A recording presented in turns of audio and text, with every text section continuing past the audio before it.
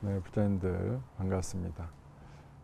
제가 오랫동안 부처님의 제자들의 이야기 그리고 여러 스님들의 이야기에 대해서 한 1년 넘게 이 시간을 빌어서 여러 이야기들을 해왔던 것으로 기억합니다.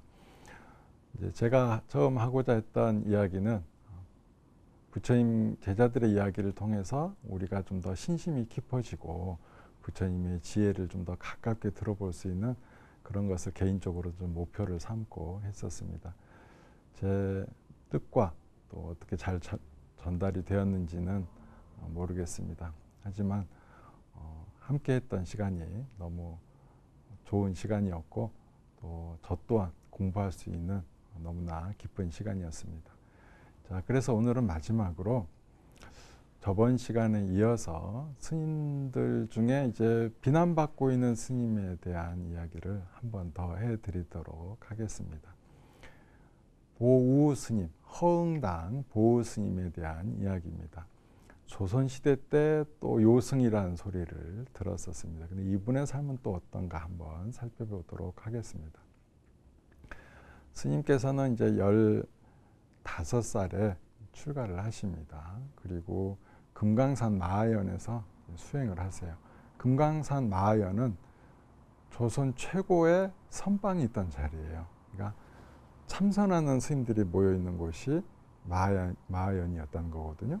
그러면 스님은 어떤 스님이었겠어요? 그곳에서 10년 이상을 수행한 걸 보면, 그러니까 선을 닦으시는 참선 수행자, 또 수행 납자라고 볼 수가 있겠죠. 마하연이 지금은 이제 금강산에 있으니까 북한에 있잖아요. 네. 저는 기회가 돼서 한번 가봤습니다. 건물은 한 채도 없고, 네, 평평하게 이제 다만 터는 있습니다. 그 선원 터는 그대로 남아 있고, 또 옛 스님들의 기상을 느끼기 위해서 제가 또 그 자리에 서서 한번 사방을 쭉 둘러봤더니 정말로 너무 깊은 산골이에요. 아무것도 없어요. 그리고 산들이 층층이 다 그 마하연보다 더 높습니다. 그래서 일체 본내가 들어올 자리가 없구나. 오직 이곳에 들어앉는 순간 수행을 할 수밖에 없겠구나라는 생각이 저절로 드는 그런 공간이었습니다. 이제 그곳에서 10년간 수행을 하시고, 그러니까 오직 선에만 집중해서 공부를 하셨던 걸로 보여지고, 근데 스님의 이제 덕망이 원래 그렇잖아요. 스님이 수행을 오래 하시고 나면 많은 사람들과 또 교분이 이루어지잖아요. 이 조선은 사실은 되게 어려운 시기입니다. 스님들한테 가장 어렵고 힘들었던 시기고, 유학자들이 특히나 불교를 많이 공격하고 했었는데, 불교를 왜 그렇게 공격했는가, 제가 한번 쭉 보니까 스님들이 이제 정치의 일종의 자문 역할을 하는 거에 대해서 아주 큰 염증을 이렇게 느꼈다. 자신들의 자리를 뺏기지는 않을까. 불교가 너무 무서웠던 거죠. 그래서 그런 것 때문에 더 공격적으로 나왔던 것으로 느껴지고, 불교는 기본적으로 뭐예요? 불교는 스님은 기본적으로 스승이거든요. 스승이면 임금조차도 사실은 되게 조심스럽게 대하셨던 분들인 거죠. 그런데 저번 시간에 제가 얘기했었던 신돈, 편조 스님 같은 경우에는 임금보다 상석에 앉았다는 기록이 나와요. 그러면 그 말은 뭐예요? 성리학자들은 차례를 굉장히 중요하게 여깁니다. 임금은 감히 임금의 권위에 넘어서면 안 되는 거죠. 그런데 스님이라고 거기 앉으니까 이 성리학자들은 그게 아주 마뜩치 않았던 거죠. 이 흐름은 조선시대 내내 이루어집니다. 그래서 끊임없이 스님들을 이제 비난하고 공격했던 사례들이 나오는데, 그러다 보니까 스님들은 계속 이제 점점 더 산속에만 머물게 되고, 특히나 경국대전 안에 성교 양정을 둔다라는 기록이 있음에도 불구하고, 그러니까 나라에서 그걸 둬야 된다, 법 안에 일종의 헌법 같은 거에 기재를 했음에도 불구하고 연산군이 그것을 다 없애버려요. 그래서 스님들이 그전에는 늘 이제 고려나 이렇게 보면은 이제 국가의 비호로서 이루어졌기 때문에 나라에서 공식적으로 도첩이 나와요. 그러면 이 승려증인 거죠, 그게. 그러면 군역도 좀 면제가 되고 그런 게 있었거든요. 근데 이제 제가 그 도첩이라고 그랬잖아요. 스님들 이력을 보면 뭐 19세에 득도하였다 이렇게 나와요. 이게 보면 사람들이 득도니까 아 도를 얻으셨나라고 하지만 그건 아니고 19세에 도첩을 얻었다. 그러니까 19세에 스님이 정식 스님이 되었다라는 것을 이제 의미하는 거죠. 그래서 이제 도첩은 나라에서 이제 그 당시에는 발급을 해 주었습니다. 그래서 이제 승과가 없어진 거예요. 스님을 발굴할 수 있는 게 없어져. 그래서 그 당시 특히 보호 스님 같은 경우에는 그렇게 된 지가 벌써 오래 흘렀어요. 뭐 연산군 때니까 뒤에 중종 때를 지나서 계속 그게 없었는데 그때 이제 중종이 돌아가시고 나이 어린 이제 명종이 즉위를 하는데 그 어머니인 문정황후가 이제 섭정을 하게 됩니다. 문정황후 들어보셨어요? 문정황후 네, 사극에 많이 나오십니다. 사극에 많이 나온다는 말은 사건 사고가 많았던 시대예요. 평화 시기에 그 드라마 안 나옵니다. 늘 시끄러울 때 나오는데 그때가 이제 시끄러웠다는 증거는 뭐냐면 살림과 또 권문 세족 간의 훈신, 훈구 세력 이렇게 하는데 훈구란 좋은 말이에요. 그러니까 공로가 있다. 그러니까 주로 공로가 있다는 분들은 세조가 이제 즉위하는데 공로가 있는 분들이 훈구, 그 뒤에 이제 뭐 성균관을 통해서 과거로서 올라온 사람들이 살림 이렇게 됩니다. 살림들은 세조가 왕이 된 거를 비난을 한 세력이기도 합니다. 그래서 사화를 당하면 주로 누가 당해요? 살인들이 당하죠. 그 이유는 세조를 공격을 많이 하거든요. 근데 정통성이 아니다는 거지. 근데 그분의 후예들인데 왕들이 자꾸 그런 공격을 하니까 어떻게 돼? 그러니까 죽는 거예요. 아무튼 이제 이런 이제 험한 시기에 문정왕후가 이제 섭정을 하게 되니까 그 나라는 시끄럽습니다. 계속 싸워요. 뭐 이제 명종 다음에 선조가 나오거든요. 선조가 나온다는 건 뭐예요? 임진왜란이 나온다는 거죠. 그러면 그 말은 뭐냐면 이 명종 때는 벌써 나라가 그냥 계속 싸우고 있는 시기다. 그래서 문정왕후는 생각을 합니다. 불교의 힘으로써, 왜냐하면 기존에 있는 사람들은 서로 너무 싸우기 바빠서 불교가 좀 이제 외호 세력이 되었으면 좋겠다 해서 또 개인적으로 왕실은 언제나 불교를 이제 믿었습니다. 특히 세종만 하더라도 세종 때도 그 본인이 이제 불자가 되겠다라는 이야기를 신하들 앞에서 합니다. 근데 신하들이 말리죠. 말려도 안 되니까 그러면 공포만 하지 말아달라. 개인적으로 믿어달라. 이렇게 해서 넘어갑니다. 그래서 왕실은 내내 불교를 잘 믿었습니다. 그래서 문정왕후가 훌륭하신 스님이 있나라고 이곳저곳에 이제 수소문을 하니까 이제 그 당시에 그 보호 스님과 친분이 있던 그 감사가 이제 추천을 합니다. 그래서 그런 추천을 받고 이제 보호 스님을 그때 당시 보호 스님이 39세 될 때 봉은사 주지로 이제 임명을 합니다. 봉은사 주지로 와요. 주지로 와서 그러면서 승과를 부활시킵니다. 승과가 부활시킨다는 말은 이제 스님들을 정식적으로 나라에서 공식적으로 경국대전 안에 이제 헌법 안에 있는 것 절차를 따르겠다 해서 대략 한 5,000분의 스님이 이제 도첩을 받으시고요. 그리고 1회 때 승과에 제일 앞서서 합격하셨던 분이 서산대사, 그리고 4회차에 합격하셨던 분이 사명대사가 됩니다. 그리고 승과를 치르는 이제 봉은사 앞에 마당을 승과평이라 그랬어요. 워낙 스님들이 많이 몰려와서 이제 시험을 보고 그랬기 때문에 넓은 평야였다 거기가. 그래서 승과평이라고 하는데 그곳을 통해서, 왜냐하면 그 당시에 교통이 좋지 않잖아요. 그러면 일찍 온 분들이 있고 늦게 온 분들이 있을 거 아니에요. 그분들이 계속 거의 막 몇 달간을 머물게 되는 거죠. 그러면서 스님들이 나는 뭐 묘양산에서 왔다, 나는 뭐 지리산에서 왔다, 나는 금강산에 왔다 하면서 스님들이 굉장한 친분 관계를 갖습니다. 그전에는 스님들이 이렇게 한꺼번에 모였던 때가 없어요. 개별 사찰별로 조금씩 했었는데 전국 단위로 이제 스님들이 전국에 있는 스님들이 다 같이 서로 소통을 하게 되면서 스님들 간의 연락 체계가 거기서 갖춰져요. 그리고 그 뒤에 사명대사, 서산대사 같은 훌륭한 스님들의 지도자가 배출이 되는 거죠. 그래서 스님들이 불교계가 하나의 조직 체계를 갖게 되는 것입니다. 그 뒤에 어떤 일이 생겨요? 임진왜란이 생기죠. 임진왜란이 생겼을 때 서산대사, 사명대사가 어떤 역할을 합니다. 승군을 이제 조직해서 저항을 하게 되잖아요. 그걸 보면 뭘 알 수 있느냐? 보우 스님께서 이 문종왕을 도와서 승과를 배출을 안 했으면 스님들의 조직화도 없었다. 스님들의 리더도 없었고, 그러면 그 뒤에 있었던 승병도 사실은 나타나기가 어렵지 않았을까라는 그런 예상을 해볼 수가 있습니다. 자, 그런데 이제 왕후의 도움으로 보우 스님이 이렇게 오셨어요. 그래서 보우 스님은, 근데 사실 보우 스님이 제가 볼 때는 정치에 개입한 건 없는 것 같아요.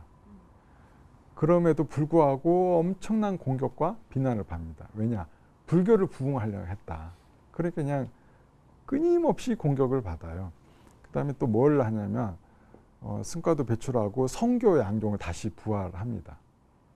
그래서 수진 스님이라는 분을 이렇게 올려가지고 봉선사를 교정의 원찰로 삼고, 봉은사는 선종의 원찰로 삼아서 보우 선사께서 그곳에서 주지를 겸하면서 리더가 되시는 거죠. 그것을 보면 불교계 스님의 역할은 굉장히 집중해서 하셨고, 정치에 개입할 계제가 없어요. 그러니까 비난받을 건이 없어.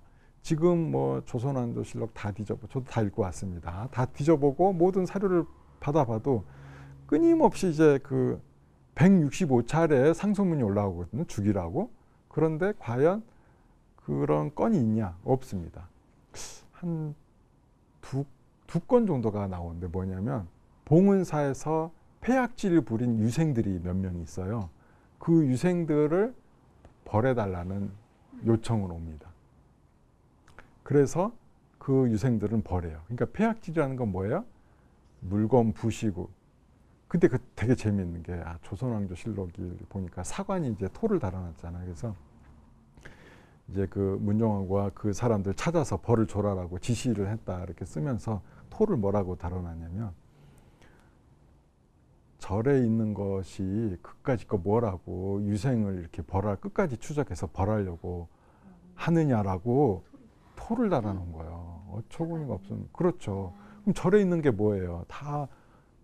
그러니까 그때 당시에 상당히 많은 또 불교의 귀한 유물들이 사라졌을 수도 있다. 근데 그거를 막 개인이 와서 막 가져가도 그걸 당연하게 생각했다는 거죠. 사관이. 우리는 옛날에 사원부, 사관원 하면 되게 똑똑한 사람들 있을 거라 하잖아요. 그런 무식한 사람들이었다. 문화에 대한 인식이 거의 바닥을 쳤었다라는 것을 알 수가 있습니다. 그렇게 많은 이제 상소를 받으니까 어떻게 되겠어요? 결국은 이제 부담이 가잖아요. 그래서 스님을 이제 46살 때 스님께서는 사직을 합니다. 봉은사 주직도 다 모든 직을 내놓고 이제 산중으로, 더 깊은 산중으로 이제 들어가는데, 그 동안은 상소가 안 올라와요. 스님이 사라지니까 해결이 된 거야. 안 보이면 돼. 보이는 게 꼴도 보기 싫은 거야. 그러니까 얼마나 단순했냐. 만일 스님이 뭔가 큰 잘못을 했으면 어때요? 아니, 눈에 보이건 안 보이건 죄는 버려야 될 거 아니에요. 근데 죄가 없어요. 찾아볼 애도 없어. 저는 그래서 요승이 왜 요승일까? 아무리 찾아봐도 없어요. 아무런 어떤 그런 게 전혀 없습니다. 그러다가 후대 한 가지 또 이제 슬픈 일이 벌어지는데 뭐냐면, 문종왕후가 너무 스님을 찾으세요. 그래서 연세가 좀 더 드신 뒤에 또 이제 불려 나옵니다. 불려 나와서 그때 뭐냐면, 왕릉을 이제 위치를 바꾸고 싶은 거예요. 그래서 그 선능으로 중종의 능을 이제 이장을 하고 싶어서 정릉에 있는 것을 이제 이장하고 싶어서 하니까 이제 그것 때문에 뒤에 탄핵을 받게 됩니다. 임금의 능을 함부로 그러니까 일종의 좋은 터를 이렇게 잡아 주신 거죠. 근데 그 위치가 어디예요? 봉은사 앞이에요. 그 말은 뭐예요? 봉은사가 그쪽 근처로 이제 그 임금의 묘가 오게 되면 절은 뭐 능침사찰 또는 조포사라는 이름을 갖게 됩니다. 그러면 함부로 유생들이 건드리기가 좀 어려워지는 거죠. 사실 그렇게 명예로운 직은 아니에요. 우리가 볼 땐 결코 좋지가 않아. 조포사라는 게 두부 짓는다는 뜻이거든요. 그러니까 두부 짓는 게 뭐겠어? 그냥 제사 음식 준비한다 이거지. 그렇지만 그거라도 얻어놓으면 유생들이 안 건드린다. 얼마나 유생들이 그 당시에 심했냐면 그 얘기가 있어요. 그 저 금강산 갔을 때 유생들이 와가지고 그 저 맨날 가마 태워달라는 거예요. 신계사 스님들이 가마를 태워서 금강산 유람을 시켜줬다고. 하도 그냥 그러니까 스님들이 그 생각을 해.